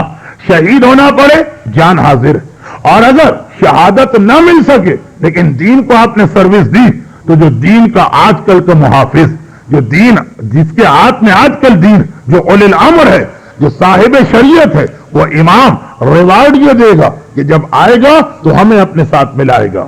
اچھا اگر ہم مر گئے تو کس طرح ملیں گے، یہ ڈیٹیل کر سن لیجئے گا. ویسے تو علماء بتاتے ہیں، لیکن ذرا کچھ اس میں دو چار دلچسپ نقطے ہیں جس کی وضاحت کل کروں گا. بہرحال جب تک کہ امام غائب ہے، ضرورت پڑے تو جان دو، اور اگر جان دینے کا موقع نہ ہو، دین کو سروس دیتے رہو. اور ہر معصوم کی زندگی میں آپ کو یہ دو پہلو نظر آئیں گے. ہمارے جتنے بھی معصومین سب شہید ہوئے. جو نیچرل ڈیتھ ہوتی، طبعی عمر، طبعی موت، آپ دیکھیں کسی معصوم کو نہیں ملی. وہی مسئلہ جو اس بچے نے بتایا کہ ساری زندگی جب تک شہادت کا موقع نہ تھا تو دین کی خدمت کی، شہادت کا موقع آیا تو اپنی جان دی. اور خصوصیت کے ساتھ ہمارا 8واں امام تو اس طرح شہید ہوا کہ قیامت تک کے لیے اس کا لقب پڑا، السلام علیک یا غریب الغرباء. غریب الغرباء، غربت کو یاد کیا جا رہا ہے، مسافرت میں، بے وطنی میں، گھر والوں سے دور. ایسی شہادت پائی کہ آپ کو خود بھی معلوم کہ جب ہم نماز کے بعد زیارت پڑھتے ہیں تو اگرچہ تمام معصومین ہمارے عقیدے کے اعتبار سے مساوی بھی ہیں اور ہر ایک نے شہادت پائی، لیکن حسین و زمانے کے امام کے علاوہ جس معصوم کی زیارت پڑھی جاتی ہے وہ 8واں امام ہے. کوئی نہ کوئی ایسی خصوصیت ہے 8ویں امام کی شہادت میں کہ ہم باقی معصومین سے علیحدہ کر کے 8ویں امام کا خاص تذکرہ کرتے ہیں. اور 8ویں امام کی شہادت کس انداز کی شہادت تھی کہ کربلا کے واقعے کے بعد پھر ایک مرتبہ لوگوں کو کربلا یاد آنے لگی. ہاں یہ یاد رکھیے کہ 8ویں امام کی شہادت کا فوری سبب یہ بنا تھا کہ جہاں امام نے حاکم وقت کو غلطی کرتے دیکھا ٹوک دیا. یہ خیال کیے بغیر کہ حکمران کبھی ایسی باتیں برداشت نہیں کرتے. اور میں کہتا ہوں وہ واقعہ جس کی وجہ سے فوری امام کو زہر دیا گیا. آپ کو معلوم ہے کہ امام وہ ہیں کہ مامون نے خاص امام کو مدینے سے اپنے دارالخلافہ مرو میں بلوایا تھا، جو مشہد مقدس کے قریب اس زمانے کا ایک بہت بڑا شہر، اب تو روس میں شامل ہو گیا. یہ مامون کا کیپٹل تھا، یہ مامون کا دارالخلافہ تھا. اور بڑی مصلحتیں تھی کہ امام نے آخر یہ آفر کیوں قبول کی تھی، امام نے آخر یہ پیشکش کیوں قبول کی تھی. اس کی بہت مصلحتیں جس کی تفصیل میں جانے کا موقع نہیں، لیکن صرف ایک بات میں بتا دوں کہ خصوصیت کے ساتھ امام کے دارالخلافہ مرو جانے سے ایک بڑا فائدہ جو ہوا وہ یہ کہ مامون ہو یا مامون سے پہلے والے، یہ لوگ خالی اپنے آپ کو حاکم نہیں کہتے ہیں کہ جی ہم حکومت کر رہے ہیں، ہم پریزیڈنٹ ہیں، پرائم منسٹر یا ہم کنگ ہیں. نہیں، یہ اپنے آپ کو نائب رسول کہتے ہیں، ہم رسول کے سکسیسر. مامون کو خصوصیت کے ساتھ اپنا علم ظاہر کرنے کا بڑا شوق تھا، جبکہ تھا جاہل مطلق. چنانچہ اس کی عادت یہ تھی کہ دارالخلافہ میں پوری دنیا سے بڑے بڑے مذاہب جو ہیں ان کے نمائندوں کو بلاتا تھا اور مناظرے کرتا تھا، اور مناظرے کرتا تھا اور ہارتا تھا. اور ہارتا تھا تو نتیجہ یہ نکلتا تھا کہ عام مسلمانوں میں ایک مرتبہ بے چینی پھیل گئی، لوگوں کا عقیدہ ہلنے لگا. फेथ शेक होने लगा कि ये नायब रसूल, और ये जवाब नहीं दे पा रहा यहूदियों के नुमाइंदे को, ये जवाब नहीं दे पा रहा ईसाइयों के नुमाइंदे को। ऐसा तो नहीं कि हमारे मजहब में कोई खराबी, ऐसा तो नहीं है कि हम अपने बाप दादा को ब्लाइंडली फॉलो कर रहे हैं। महाराज समझदार लोग तो हर दौर में होते हैं, बहुत सारे फायदे थे इमाम के, लेकिन एक चीज बता रहा हूं सिर्फ टाइम की कमी को देखते हुए, एक ये मसला भी था। और आप देखें, कभी आपको मौका मिले 8वें इमाम के हालात जरूर पढ़ी, बड़े इंटरेस्टिंग मुनाजरे, यहूदियों से, ईसाइयों से, पारसी मजहब वाले से, लादीन से, इसमत अंबिया को न मानने वाले से, खुद मामून से। 8, 10, 15 मुनाजरे तो उर्दू और अंग्रेजी किताबों में भी आ गए, अरबी और फारसी में तो पूरी पूरी बुक लिखी गई है 8वें इमाम के मुनाजरों पर।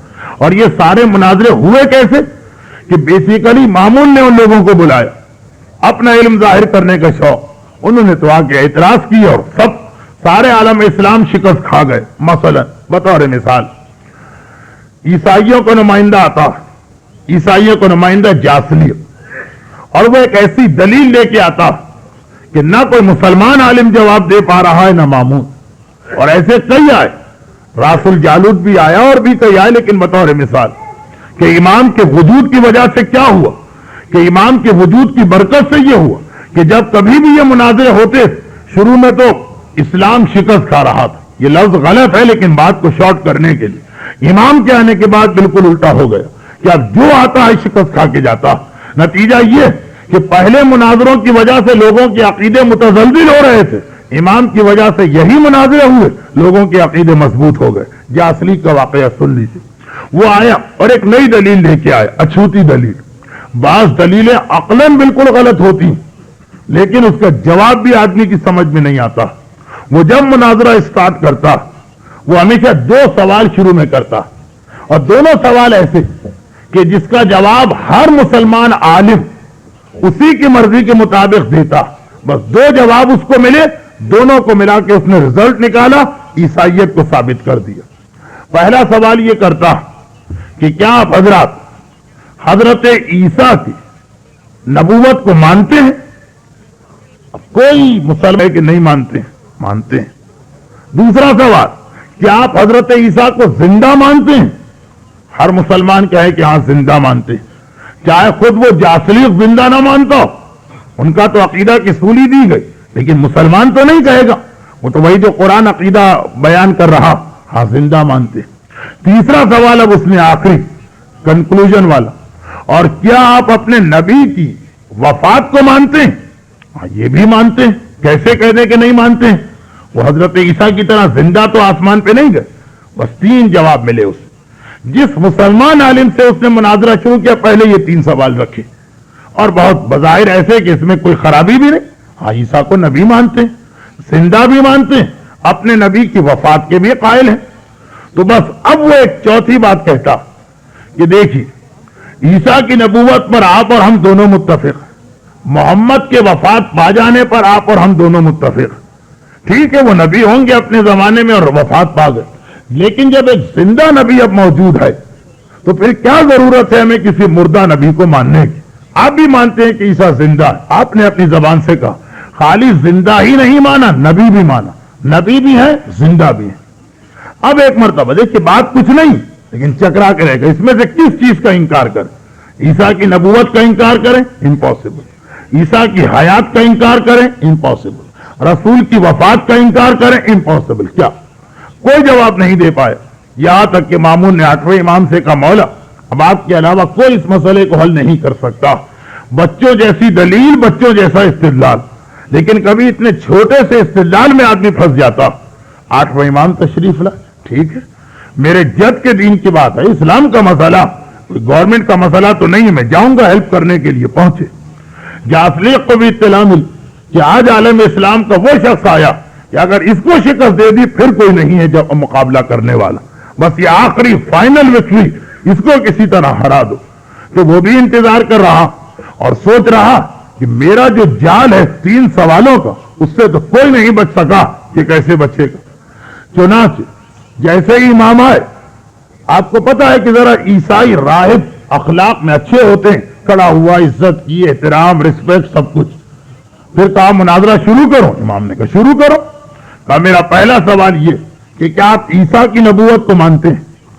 اب سارا دربار پریشان، یہ تو وہیں سے سٹارٹ ہوا.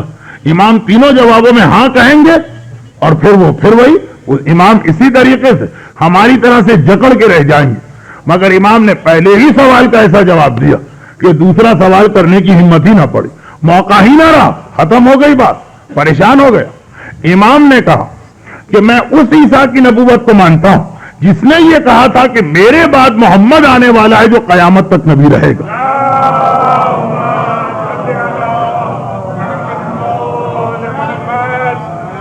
اگر کوئی اور عیسیٰ بھی ہے دنیا میں جس نے اپنے بعد محمد یا احمد کے آنے کی بشارت نہیں دی ہے، اس عیسیٰ کی نبوت کو میں نہیں مانتا.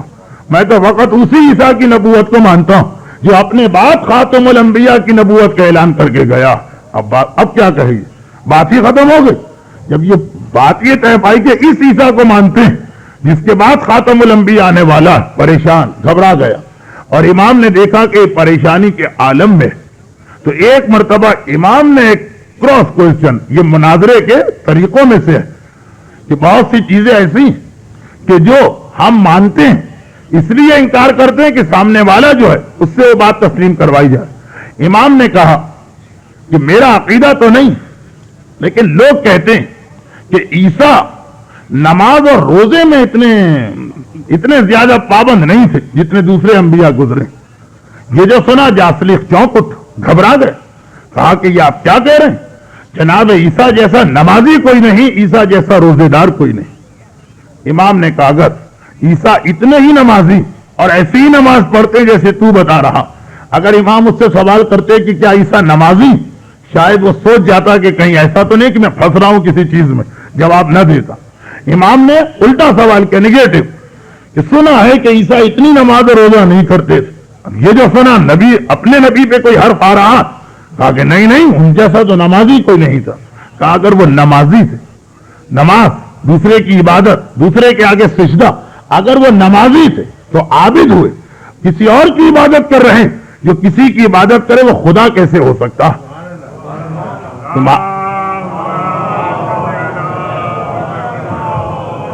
ان کا عقیدہ کہ عیسیٰ خدا ہے، وہ تین میں ایک اور ایک میں تین اور تثلیث کا عقیدہ. امام براہ راست پوچھتے تو خدا کہتا، لیکن امام نے اس کی زبان سے کہلوایا کہ عیسیٰ کسی اور کی عبادت کر رہے ہیں، اور جو کسی اور کی عبادت کرے وہ خود کبھی خدا نہیں ہو سکتا، کیونکہ خدا معبود ہوتا ہے، عابد نہیں ہوا کرتا. بس ایک مرتبہ چونکا، لیکن تھا انصاف پسند، تھا سمجھدار. چنانچہ تھوڑی ہی دیر گزرتی اور وہ بے اختیار کلمہ اسلام پڑھ کے مسلمان ہو جاتا. وہ کہ جس نے سارے عالم اسلام کو پریشان کر رکھا تھا، مگر امام کے دو جملوں کے نتیجے میں اتنا بڑا عالم اسلام قبول کر رہا. ایک نہیں، کتنے ہی ایسے یہودی اور عیسائی اور ہندو اور بدھ اور لامذہب لوگوں کے مناظرے امام سے ہوئے، سب ہسٹری میں دیکھ لیجئے. مامون سب کچھ دیکھ رہا اور یہ دیکھ کے پریشان ہوا جا رہا کہ میں تو ان کو اس لیے لے کے آیا تھا کہ اگر ان کا نام میری حکومت کے ساتھ مل گیا تو میری عزت بڑھے گی، مگر یہاں تو ان کا مقام بنتا جا رہا. اور پھر امام کی ایک خصوصیت، غلطی پہ امام خاموش نہیں رہتے ہیں، ٹھوک دیتے ہیں. ایک دن گئے مامون کے محل میں، دیکھا کہ نماز کا ٹائم ہے، مامون وضو کر رہا، غلام پانی ڈال رہا ہے اور وضو ہو رہا. اسلام میں وضو کی شرائط میں سے ایک شرط ہے مباشرت، انسان خود وضو کرے. اگر کسی اور کی ہیلپ لی گئی تو وہ وضو غلط ہے، باطل ہے. مقدمات وضو میں آپ دوسرے کی مدد لے سکتے ہیں کہ مثلا آپ کسی سے کہیں چلو میں پانی ڈال دو، لیکن ہاتھ پہ پانی آپ خود ڈالیں گے، ہاتھ خود پھیریں گے. اگر کوئی دوسرا آگے پانی ڈال کے ہاتھ پھیر جائے یہ وضو باطل ہے. مقدمات میں بھی مدد لینا مکروہ ہے، لیکن بہرحال چلے حرام نہیں. یہاں تو خلیفہ یہ بھی اپنی انسلٹ و توہین سمجھتا کہ اپنے ہاتھ سے وضو کرو، غلام وضو کرا رہا. امام نے ایک مرتبہ فوراً کہا تیرا وضو غلط، کیا تجھے نہیں معلوم کہ اللہ کی عبادت میں کسی کو شریک نہیں کیا جا سکتا؟ یہ بھی عبادت خدا میں کسی کو شریک کرنا. غلام کے سامنے ایک حاکم، آج کا نہیں اس زمانے کا، ایک مرتبہ گھبرا گئے، چہرے کا رنگ سرخ ہو گیا، کرے تو کیا کرے. 3-4 ایسے واقعات جمع ہوئے. البتہ لوگ جب یہ سنتے ہیں تو یہ سوچتے ہیں یہ مامون کا واقعہ ہے. جی نہیں، مامون کا نہیں، یہ ہمارا بھی واقعہ. آج ہم کوئی غلطی کرتے ہیں، فقی کوئی عالم ٹوک دے، دیکھیے لوگوں کی کیا حالت ہوتی. پاکستان میں تو یہ کہ اگلے دن اس کے خلاف پمفلیٹ بھی نکل آتا ہے, دیوار پہ پوسٹر بھی چھپ کے رہ جاتا, صرف اس لیے کہ اس نے ہماری کسی غلطی کو بتایا. ہم سوچتے ہیں کہ جی امام حاکم کے سامنے اس کی غلطی بتا دی, لیکن یاد رکھیے جتنا مامون ناراض ہوا اس سے زیادہ تو آج کل ہم اور آپ ناراض ہو رہے ہیں. بھائی مامون اگر ناراض ہوا تو کچھ سمجھ میں بھی آتا, ساری اسلامی دنیا اس کے ہاتھ میں, تخت پہ بیٹھا ہوا, فوجیں اس کے ساتھ, ہم کچھ بھی نہیں ہے, نتھنگ, اور اس کے بعد ہمارا دماغ مامون کے دماغ کے برابر کہ جی ہم بڑی سے بڑی غلطی کریں, کوئی عالم ہمیں ٹوک نہیں سکتا, اور ٹوکے تو بس اس عالم کی تو آ گئی شامت. جس طریقے سے مامون, اگر ہمیں مامون جیسا اختیار ملتا تو ہمارے پاس بھی, سب کی بات نہیں کرتا, مخلص مومن بھی ہے, لیکن ہمارے پاس بھی شاید بہت سے علماء کے لیے سوائے زہر کے اور کچھ نہ ہوتا. جس طرح تاریخ نے یہ بتایا کہ مامون نے جب یہ 2-3 واقعات کو دیکھا, ایک فیصلہ کیا, ایک ڈیسیشن لیا. ایک روایت یہ ہے کہ وہ 22 ذی قعدہ تھی, ایک روایت یہ ہے کہ وہ آج کی رات تھی. امام کی خاص دعوت محل میں کی جا رہی, اور دعوت کس طرح کی گئی کہ وہ انگور کہ جن کے اندر سوئی کے ذریعے سے زہر کو داخل کیا گیا, اس سوئی کو زہر آلود کیا گیا اور ان تمام انگوروں سے گزارا گیا. انگور زہر آلود ہوتے چلے جا رہے ہیں اور دعوت کی جا رہی ہے امام کی. امام اپنے گھر سے نکلے, غلام سے کہے گئے کہ میں واپس آؤں گا, کسی سے کوئی بات نہیں کروں گا, حجرے کا دروازہ بند ہو جائے گا, خود بخود بند ہو جائے گا, خبردار اسے کھولنے کی کوشش نہ کرنا. کچھ دیر کے بعد میرے حجرے کا دروازہ کھلے گا اور میرا جنازہ بالکل تیار ہوگا, غسل دیا ہوا, کفن پہنا ہوا. غلام نے تڑپ کے کہا مولا یہ کیسے ممکن ہے؟ کہا میرا بیٹا آئے گا. کون بیٹا؟ میرا نواں امام جو مدینے میں ہے, اور بات ہو رہی ہے مرد کی. میرا بیٹا آئے گا اور مجھے غسل و کفن دے کے واپس چلا جائے گا. جب جنازہ تیار نظر آئے تو مامون کو جا کے اطلاع دینا. آج ہی کی رات تھی یا 23 ذی قعدہ کی شب تھی. تاریخیں کہتی ہیں عشاء کی نماز کے بعد مامون نے اپنے محل میں 8ویں امام کو بلایا. میرا 8واں امام پہنچا, بڑی عزت کے ساتھ, بڑے احترام کے ساتھ امام کے استقبال کے لیے کھڑا ہوا, اور ایک مرتبہ وہی تشت امام کے سامنے رکھتا, فرزند رسول یہ میں نے خاص آپ کے لیے تیار کرایا, یہ خاص شاہی ہدیہ اور تحفہ. امام کو معلوم ہے کہ یہ کیا, لیکن وہ جملہ امام کا بتا رہا کہ امام نے یہ انگور کیوں نوش کیے. ہاتھ آگے بڑھا, انگور کے 2 یا 3 دانے اٹھائے. انگور کھانے سے پہلے عام طور پہ کھانے کے آغاز میں بسم اللہ پڑھا جاتا, امام نے بسم اللہ نہیں پڑھا. انا للہ و انا الیہ راجعون رضا بقضائک و تسلیما لامرک. اے خدا تیرے حکم پر راضی رہتے ہوئے اور تیرے حکم کو مانتے ہوئے یہ کہے کہ یہ انگور امام نے نوش فرمائے.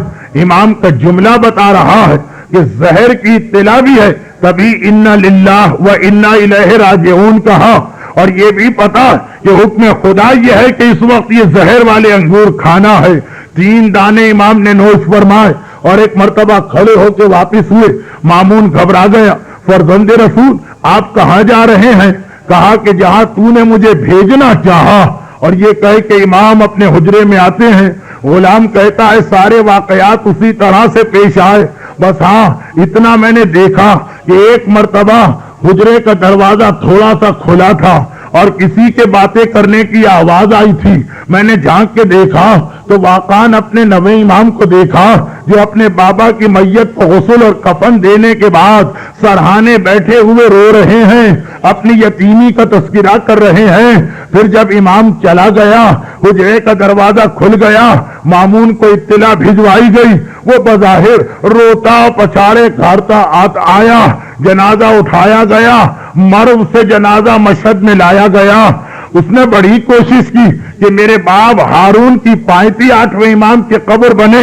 مزدور کوشش کر کر کے ناکام ہو گئے, زمین کھد نہ سکی. پھر چاہا کہ ہارون کے بائیں طرف, لیکن وہاں بھی زمین کھد نہ سکی. پھر چاہا کہ میرے باپ ہارون کے دائیں طرف, وہاں بھی زمین کھد نہ سکی. میں آگے بڑھا. غلام کہتا ہے 8واں امام پہلے ہی بتا گیا تھا اور کہا کہ اے مامون اب ذرا اپنے باپ کے سرہانے کوشش کر. वहां जो जमीन को खोदा गया, बस जरा सी मिट्टी हटाई और पूरी कब्र तैयार नजर आई। 8वें इमाम की मैयत को उतारा गया, कब्र को बंद किया गया। गुलाम कहता है जियारत पढ़ के मैं वापस आया, हमारा 8वां इमाम इस दुनिया से रुखसत हुआ, मगर 9वां इमाम यतीमी के आलम में है, रो रहा है, गम कर रहा है, आंसू बहा रहा है। आज हमें और आपको 9वें इमाम को पुरसा देना है, और आपको मालूम है कि 9वें इमाम की उम्र क्या है? फकत 7.5 या 8 साल, 8 साल का बचपना है। और आज मेरा 9वां इमाम यतीम हुआ है, और 9वें इमाम को मालूम था कि मेरा बाबा जब मदीने से जा रहा है तो यहीं से मेरी यतीमी का आगाज हो रहा है, क्योंकि तारीखों में लिखा है कि जब 8वें इमाम मदीने से चले थे तो नाना के रोजे पे सलाम को गए, सलाम करके बाहर आए, बड़ा अजीब मंजर देखा। मेरा 9वां इमाम मदीने की जमीन पर बैठा है, मिट्टी उठा उठा के सर पे डाल रहा है। 8वें इमाम ने कहा बेटा ये क्या कर रहे हो? कहा बाबा जिस बच्चे को अपनी यतीमी का यकीन हो जाए वो सर पे खाक न डाले तो क्या करे? मेरा 9वां इमाम जानता है मेरा बाबा जा रहा है, अब ये वापस नहीं आएगा, अब मुझे यतीम होना है, इसलिए सर पे खाक डाल रहा है। बस मेरा दिल चाहता है आगे बढ़कर कहूं मौला आप यतीम हुए, आपने सर पे खाक डाली, आपको यतीमी का यकीन हुआ, लेकिन आपको ये तो पता है कि मेरे बाबा की शहादत के बाद मेरे तमाचे नहीं लगेंगे, मेरे कोड़े नहीं पड़ेंगे, मेरा लिबास नहीं जलाया जाएगा। अरे हाय उस करबला की यतीम बच्ची को याद करे जो अपने बाबा को मैदान में जाने नहीं दे रही है। उसे भी पता है मेरा बाबा गया तो मैं यतीम हो जाऊंगी, और यतीमी के मसाइब चुनाचे रिवायतों में है। आशूर का दिन मेरा मौला खेमे से निकला, सबको आखिरी सलाम कर चुका, जुलजना पे सवार, जुलजना को मख्तल की जानिब ले जाना चाहा, मगर हुसैन की सवारी का जानवर हरकत नहीं कर रहा है। हुसैन ने कहा जुलजना ये आखिरी जहमत तुझे दे रहा हूं, हुसैन की सवारी का घोड़ा सुबह से थक गया है, मगर ये आखिरी जहमत तुझे दे रहा हूं, और ये जहमत भी मैं कहता हूं ऐ जुलजना ये जहमत भी आधी होगी, इसलिए कि हुसैन को ले जाना है, वापिस नहीं लाना है, वापिस नहीं लाना है। मगर जुलजना एक मर्तबा पहले तो जमीन करबला को झुक के देखता है, फिर हुसैन की जानिब निगाहें उठाई, जुलजना की आंखों से आंसू रवा। मेरे मौला ने झुक के देखा, अरे जुलजना के पिछली टांगों से नन्ही सकीना लिपटी है और कह रही है ऐ जुलजना मेरे बाबा को मख्तल में न ले जा, अरे सकीना की यतीमी का सामान न कर। हुसैन उतरे, सकीना को गोद में लिया, सकीन मुझे मैदान में जाने दे, देख तेरे होंठ नीले पड़ चुके हैं, शायद मैं तेरे लिए पानी ले आऊं, बस पानी का नाम सुनना है। अरे सुबह से पानी पानी कहने वाली बच्ची तड़प के कहती है नहीं बाबा मुझे पानी नहीं चाहिए है, पानी नहीं चाहिए।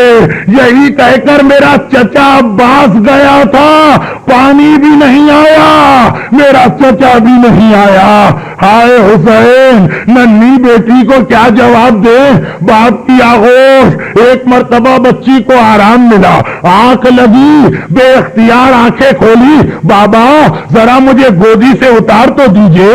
हुसैन ने सकीना को जमीन करबला पे खड़ा किया, सकीना ने कहा बाबा जाइए खुदा हाफिज, मेरा आखिरी सलाम लीजिए, खुदा हाफिज। हुसैन हैरान हुए, सकीना बेटी अभी बाप को रोक रही थी, अभी बाप से जाने की बात कर रही है। कहा कि हाँ बाबा जैसे ही मेरी आंख लगी मैंने देखा मेरे ख्वाब में मेरी दादी फातिमा जहरा आई है और कह रही है सकीना बेटी मेरे हुसैन को ना रोक, वो वक्त आ गया है जिसके लिए मैंने चक्कियां पीस पीस के अपने लाल को पाला था।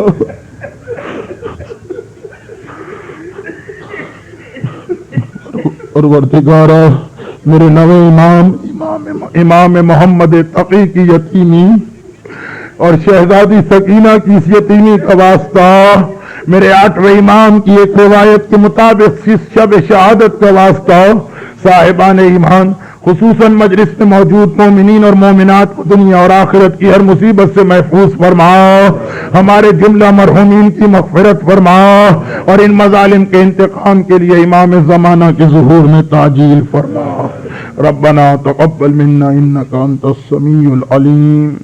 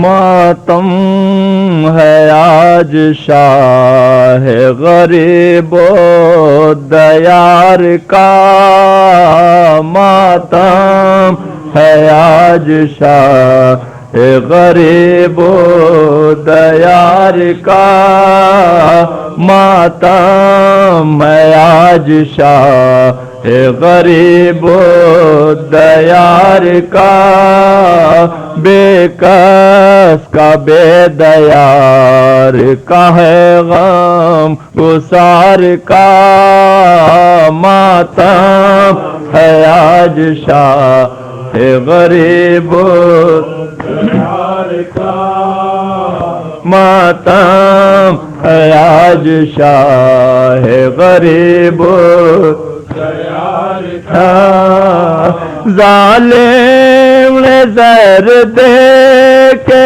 مارا امام کو، ظالم نے زہر دے کے مارا امام کو، ظالم نے زہر دے کے مارا امام کو، ظالم نے زہر دے کے مارا امام کو، قلب و جگر ہے ٹکڑے شہزی وقار کا، ماتم ہے آج شاہ غریب و دیار کا، ماتم ہے آج شاہ غریب و دیار کا، سر ننگ فاطمہ ہے تو حیدر ہے 9000، سر ننگ فاطمہ ہے تو حیدر ہے 9000، سر ننگ فاطمہ ہے تو حیدر ہے 9000، سر ننگ فاطمہ ہے تو حیدر ہے 9000، قطبہ لرز رہا ہے نبی کے مزار کا، ماتم ہے آج شاہ غریب و دیار کا، ماتم ہے آج شاہ غریب و دیار کا،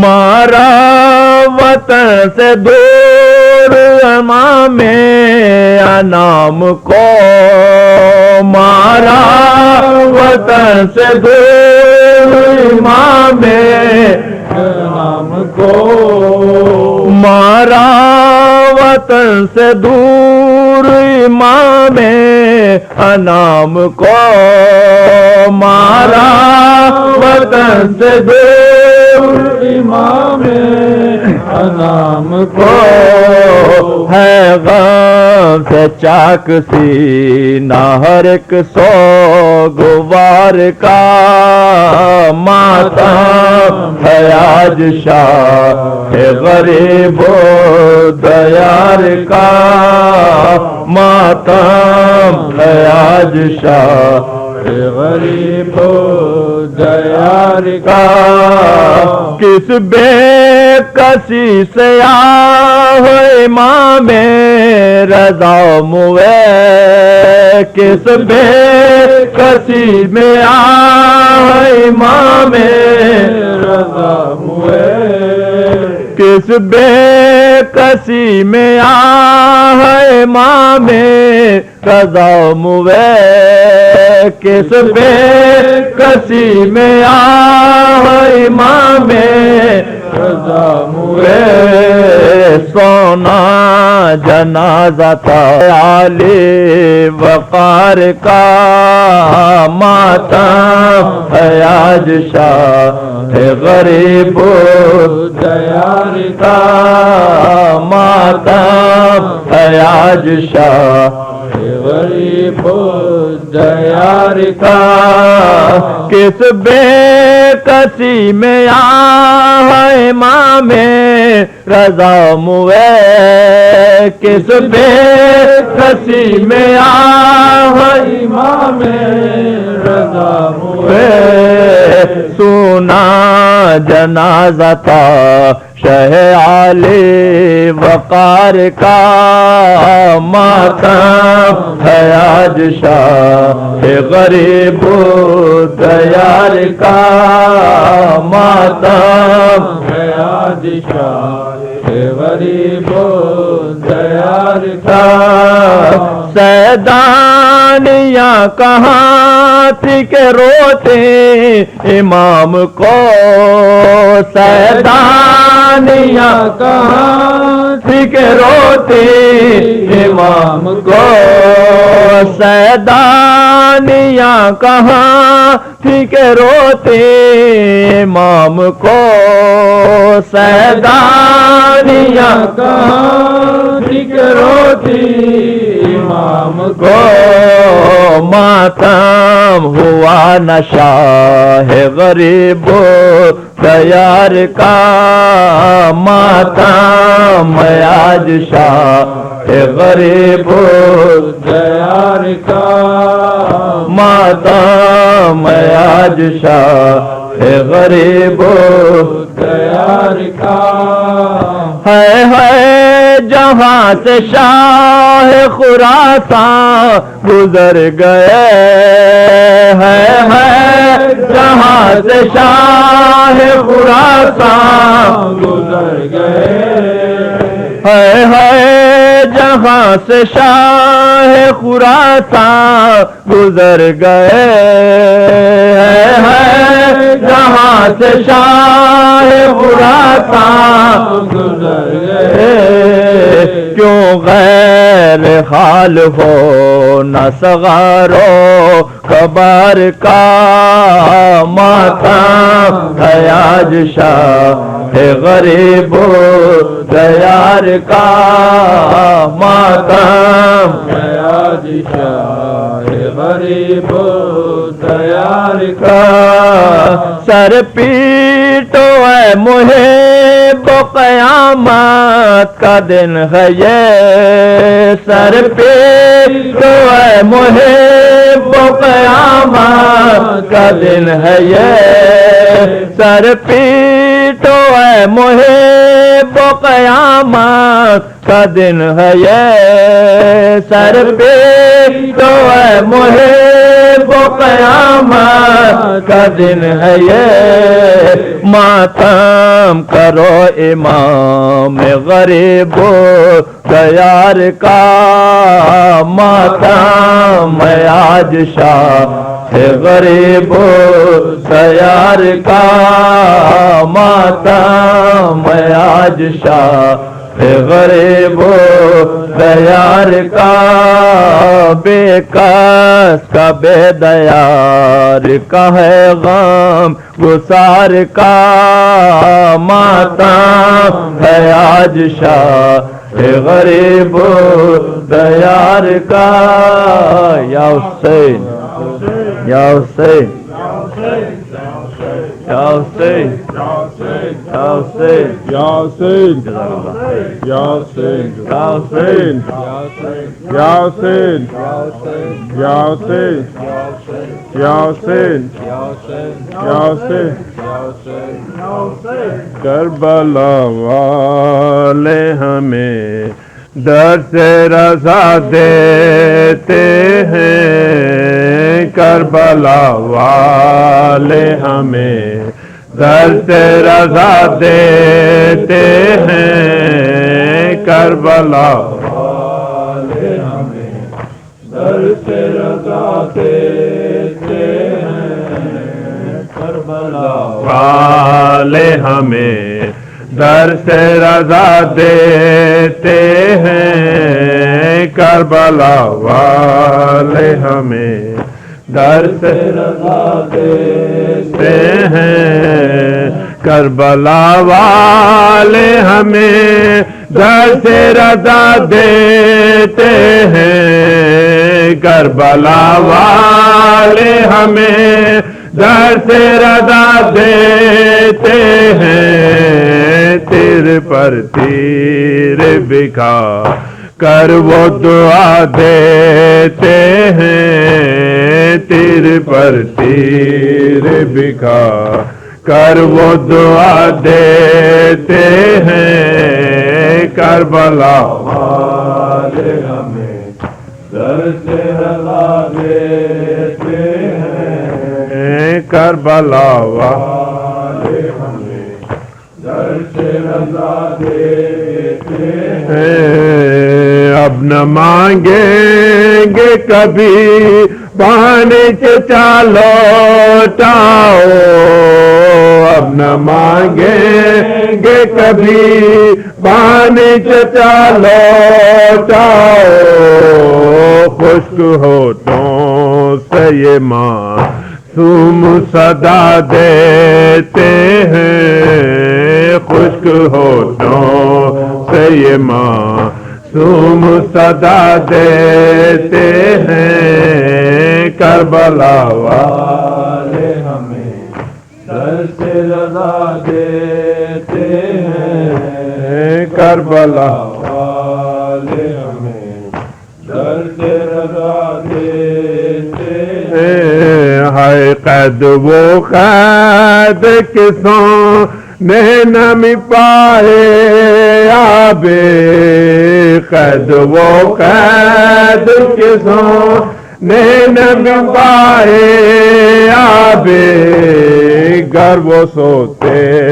ہیں تو زنجیر ہلا دیتے ہیں گر وہ سوتے ہیں تو زنجیر ہلا دیتے ہیں کربلا والے ہمیں در سے رضا دیتے ہیں کربلا والے ہمیں در سے رضا دیتے ہیں ہائے ہائے نانا تیری امت میں ذرا رحم نہیں ہائے نانا تیری امت رحم نہیں ہائے بیمار کو زنجیر پہنا دیتے ہیں ہائے بیمار کو زنجیر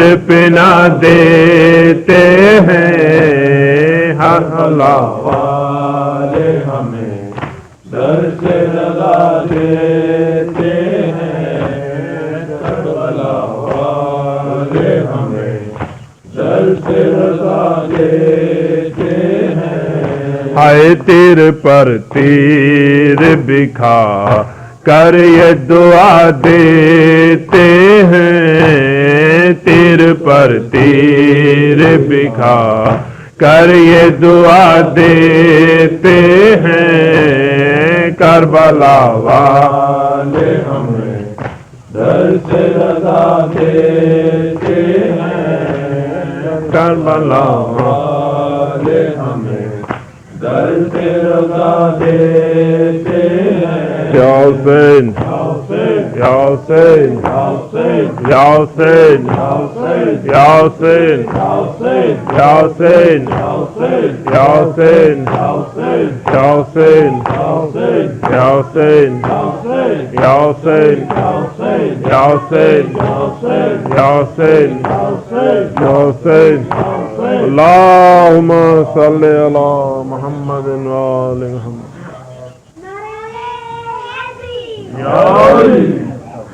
السلام علیکم یا رسول اللہ السلام علیکم یا امیر المؤمنین السلام علیکم یا فاطمة الزہراء سید النساء العالمین السلام علیکم یا ابا محمد السلام علیکم یا ابا عبداللہ السلام علیکم یا ابن رسول اللہ السلام علیکم وعلی جدک وابیک السلام علیکم وعلی امک واخیک السلام علیکم علی الائمة المعصومین من ذریتک وبنیک السلام علیکم علی المستشہدین معک جميعا ورحمۃ اللہ وبرکاتہ السلام علیکم یا مولا یا غریب الغرباء السلام علیکم یا معین الضعفاء الفقراء السلام علیکم یا السلطان یا ابا الحسن یا علی ابن موسیٰ یا الرضا الراضی بالقدر والقضاء